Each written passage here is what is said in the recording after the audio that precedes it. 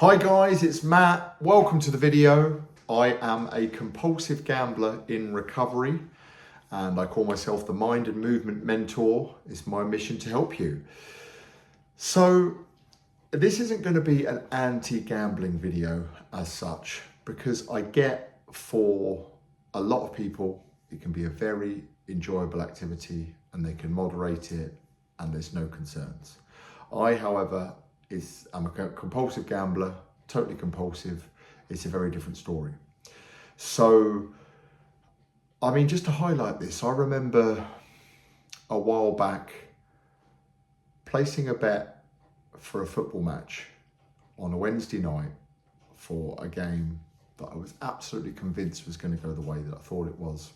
No doubt in my mind. I'm already future pacing and spending my winnings in my head even prior to kickoff. Lo and behold, a couple of hours later, it's not gone the way I predicted, and my mind immediately goes to where's the next bet, to the point where I barely sleep. I wake up the next morning, I'm trying to source funds. The only opportunity at that time is one of the payday loan companies.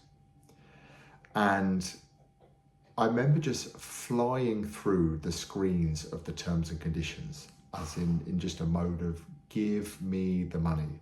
It could have said you need to pay 50 times what we're lending you in the next 4 weeks, and I probably would have ticked the box and consented. And that's kind of where it gets to. It's very vivid in my mind to think about. But the point I'm trying to make in today's video is ultimately, with gambling, you're not going to win long term. I know there's professional gamblers, there's probably exception to the rule, but for the most part, in particular, if you're like myself, the compulsive, addictive nature for it, you're not going to win. But when you're in the madness of addiction, those kind of logical things just don't land with you.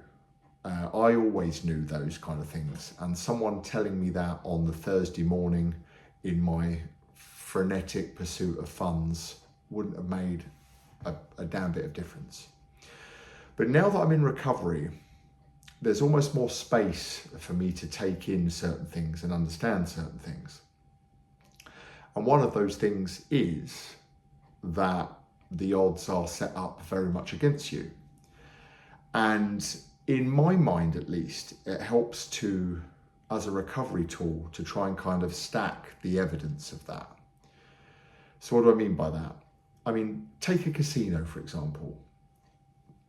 People have sat round, well-researched, intelligent people with the primary sole objective of profit, have sat down in a room to think about things like, let's keep the room at a certain temperature so it's more comfortable for people, they stay in longer. Let's not have clocks on the wall so that people lose their perception of time, they're more likely to stay in longer. Let's not have rigid, defined corner edges on the rooms and a clear direction of gateway through the casino floor.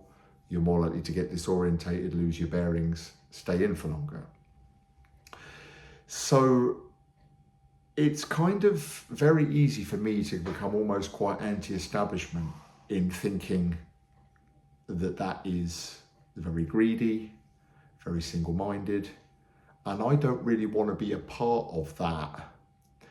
In the same way, and this is off topic, but I like to do things like fasting and not eat much processed foods and focus on nutrition and healthy Mother Nature intended pursuits, because people are putting out toxic food products with loads of chemicals in them that are designed to be addictive and for you to want to consume more, and so your body can feel the calories but not the nutrients, so that you overconsume. And so I know they're two slightly different things, but they're very kind of on the same page in my mind.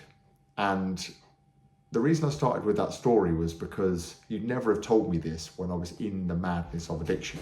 And if you are currently in the fog and in the madness, then I very much sympathise, and I realise that some of the advice that I give on this channel, and often do preempt the advice by saying this, it won't land because the addiction is so cunning, baffling, powerful. But if you can create some space to the point where you can be a little bit more rational in your thinking, you can almost kind of stack evidence for the counter argument. And just giving you one of the, I'll give you more over the upcoming videos, but one is almost the sinister nature, if you will, of how the gambling industry works. Obviously it's set up to be a profitable business and to take your money. And you look at things like the automated roulette machines, the slot machines, they're designed to kind of pay out at a certain percentage, which means you don't win long term, but they're kind of almost hijacking your brain to the point of you might get a near miss and then you might get a complete mile away miss and then you might get a hit and then and it's kind of formulated in a pattern that is kind of well researched of brain chemistry, brain receptors, that is very, very difficult for you to beat by its design.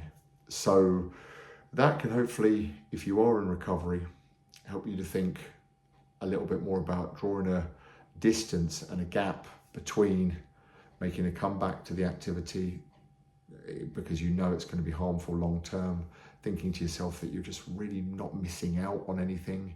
It is ultimately a mug's game that you know you're going to lose more than you win. So you just doesn't need to really be a part of your life. So that is my abstract view of the world. As always, I'm all over the place in the video, but hopefully you take some value from the points that I'm trying to make.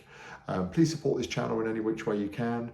If you know someone that is struggling with any addiction, really, I like to cover addiction on the whole on this channel, but in particular gambling addiction, because that is my experience, lived experience. Then please feel free to share this video. Hopefully I can reach as many people as I can, and I will talk to you in the next video very soon. Take care.